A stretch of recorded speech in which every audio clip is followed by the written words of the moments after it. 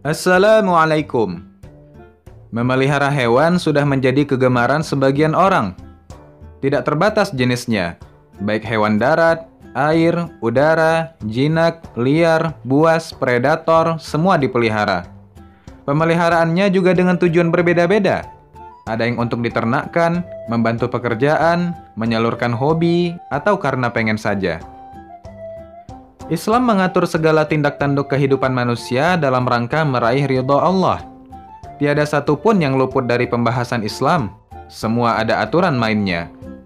Kegiatan memelihara hewan juga termasuk salah satunya. Bagaimana Islam memandang hal ini? Pada dasarnya, memelihara hewan itu boleh-boleh saja, terutama hewan-hewan yang umum dipelihara, seperti kucing, kelinci, burung, dan lain-lain. Sahabat Nabi ada yang melakukannya. Abu Hurairah memelihara kucing, dan Abu Umair memelihara burung. Mereka memeliharanya karena senang dengan hewan-hewan tersebut.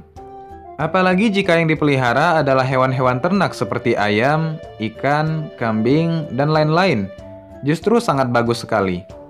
Namun bagaimana jika yang dipelihara itu adalah hewan-hewan yang najis? Najis berarti kotoran yang membuat sholat tidak sah jika melekat di tubuh. Hewan najis adalah hewan yang apabila kita bersentuhan dengannya membuat sholat kita tidak sah. Setelah bagian yang terkena najis disucikan, barulah sah dibawa sholat. Mayoritas ulama menyatakan ada dua hewan yang tergolong najis, yakni babi dan anjing. Allah berfirman dalam Al-Quran, "Qul la ajidu fima uhiya ilayya muharraman ala ta'imin yata'amuhu illa an yakuna maytatan aw daman masfuhan aw lahma khinzir fa'innahu rijs." Katakanlah, tiadalah aku peroleh dalam wahyu yang diwahyukan kepadaku sesuatu yang diharamkan bagi orang yang hendak memakannya, kecuali bangkai, atau darah yang mengalir, atau daging babi, karena sesungguhnya semua itu adalah najis. Berdasarkan ayat ini, mayoritas ulama menyatakan babi itu najis. Baik itu Abu Hanifah dan Imam Asy-Syafi'i dengan Syafi'iyahnya, Imam Ahmad bin Hanbal dengan Hanbalinya mengatakan babi itu tidak hanya haram tapi najis. Tuhuru ina'i ahadikum idza walagha fihi al-kalbu ay yawsilhu sab'a marrat ulahunna bit-turab. Sucinya bejana salah seorang di antara kalian yang dijilat anjing adalah dengan cara mencucinya sebanyak 7 kali dan yang pertama dengan tanah. Berdasarkan hadis ini, mayoritas ulama menyatakan liur anjing adalah najis. Sebagian berpendapat najisnya liur anjing ini membuat seluruh tubuhnya ikutan najis, sebab anjing biasa menjilati tubuhnya. Kata Imam Asy-Syafi'i, cerdas sih kata beliau. Anjing itu najisnya aini, seluruh tubuhnya mengandung najis karena dia bisa menjilat-jilat tubuhnya. Inilah pendapatnya mazhab kita di Indonesia, mazhab Syafi'i.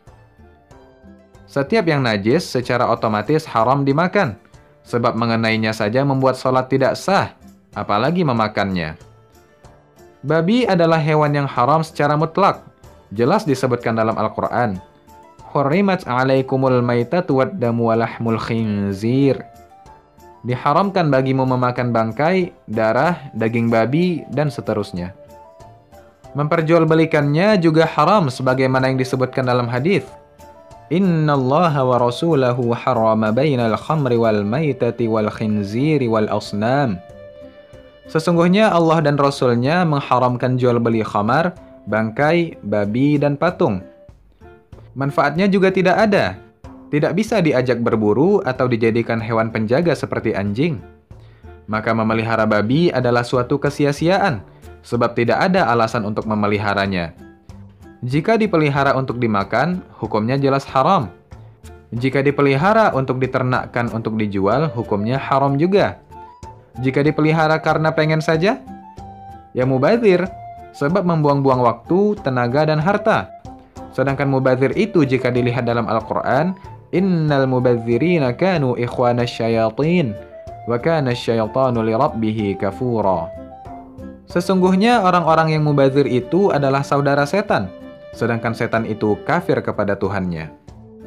Alhamdulillah, sampai sekarang kami pun belum pernah mendengar ada orang Islam yang memelihara babi. Sedangkan anjing, secara umum keadaannya kurang lebih sama dengan babi. Ia haram dimakan karena najis, ditambah lagi bertaring dan berkuku tajam. Memperjualbelikannya juga haram sebagaimana yang disebutkan di beberapa hadis. Salah satunya, anna Rasulullah naha an thamanil kalbi wa mahril baghi wa hulwanil kahin. Rasulullah melarang hasil penjualan anjing, penghasilan pelacur, dan upah perdukunan. Naha Rasulullah SAW an thamanil kalbi. Nabi melarang harga hasil jual beli anjing. Wa mahril baghi, harta hasil jualan baghi, PSK, prostitusi, wanita tunasusila. Wa hulwanil kahin, duit hasil kahin, duit hasil dukun. Bahkan adanya anjing menghalangi datangnya malaikat rahmat. La tadkhulul malaikatu baitan fihi kalbun wala surah. Malaikat itu tidak masuk rumah yang ada anjing dan ada patung. Sekalipun begitu, ternyata ada kondisi tertentu yang membuat anjing boleh dipelihara. Man ittakhadha kalban illa kalba masyiatin aw saydin aw zar'in intaqasa min ajrihi kulla yawmin qirat. Barang siapa memanfaatkan anjing selain untuk menjaga hewan ternak, berburu, atau menjaga tanaman, maka setiap hari pahalanya akan berkurang sebesar 1 qirat. Artinya, jika anjing itu ada manfaatnya, maka menjadi boleh dipiara. Termasuk diantaranya yang jaga rumah jika memang suasana rumah tidak aman, termasuk untuk melacak pencuri dan sebagainya, itu masuk dalam bab ini. Berburu di sini tentunya berburu hewan yang halal. Selain daripada alasan-alasan tersebut, orang yang memelihara anjing terancam dikurangi pahalanya setiap hari sebesar 1 qirat. 1 qirat itu sebesar gunung Uhud. Ini jelas ancaman yang keras. Siapa yang memelihara anjing bukan menjaga kebun, bukan untuk menangkap rusa mencari makan, hanya hobi saja, maka 1 hari amalnya hilang sebesar bukit Uhud. Kesimpulannya, hewan-hewan yang najis memang tidak dianjurkan untuk dipelihara. Ia akan membuat najis tersebar di mana-mana. Bagaimana bisa kita sholat di tempat yang najis? Tentu akan merepotkan jika harus membersihkan badan dan rumah setiap waktu. Menjaga kesucian adalah lebih baik lagi lebih mulia. Rumah mukmin itu nggak sepatutnya piara anjing. Jadi memiara anjing di rumah itu haram hukumnya. Itu dulu untuk hari ini kawan-kawan. Sampai jumpa di video berikutnya insya Allah.